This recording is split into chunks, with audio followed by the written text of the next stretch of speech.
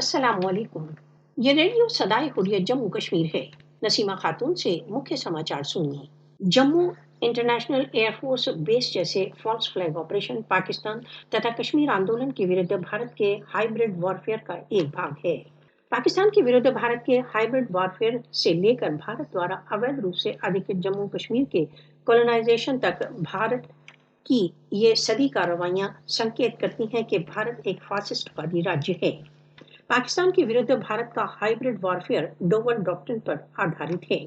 भारत का सुरक्षात्मक आक्रामक सिद्धांत पाकिस्तान संबद्ध लैंड वॉरफेयर डॉक्ट्रिन है।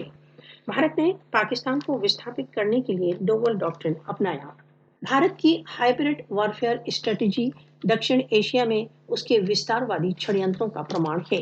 भारत पाकिस्तान के विरुद्ध इंफॉर्मेशन वॉर को एक महत्वपूर्ण हाइब्रिड टूल के रूप में प्रयोग करता रहा है। यूरोपीय यूनियन डिसइन्फोलैब ने भी पाकिस्तान के विरुद्ध भारत के सक्रिय हाइब्रिड वॉरफेयर का पर्दाफाश कर दिया है। नई दिल्ली बेस्ड श्रीवास्तव ग्रुप द्वारा चलाया जा रहा डिसइन्फॉर्मेशन नेटवर्क पाकिस्तान को सार्वभौमिक रूप से बदनाम करने के लिए गठित किया गया था। भारत के डिसइन्फॉर्मेशन नेटवर्क का लक्ष्य विश्व में पाकिस्तान के विरुद्ध गलत धारणाएं उत्पन्न करना है।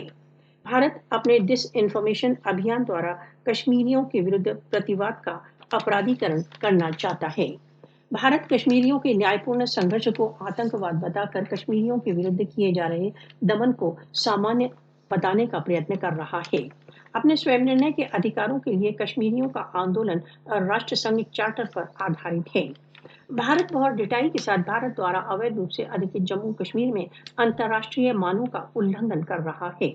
पाकिस्तानी तथा कश्मीरी उनके विरुद्ध भारत की हाइब्रिड वॉर टैक्टिक्स को विफल करने के प्रति कृत संकल्प हैं। पाकिस्तान के विरुद्ध हाइब्रिड वॉर तथा भारत द्वारा अवैध रूप से अधिकृत जम्मू कश्मीर के कोलोनाइजेशन ने भारतीय जनता पार्टी नेतृत्व की भारतीय फासिस्टवादी सरकार के यथार्थ रूप का पर्दाफाश कर दिया है।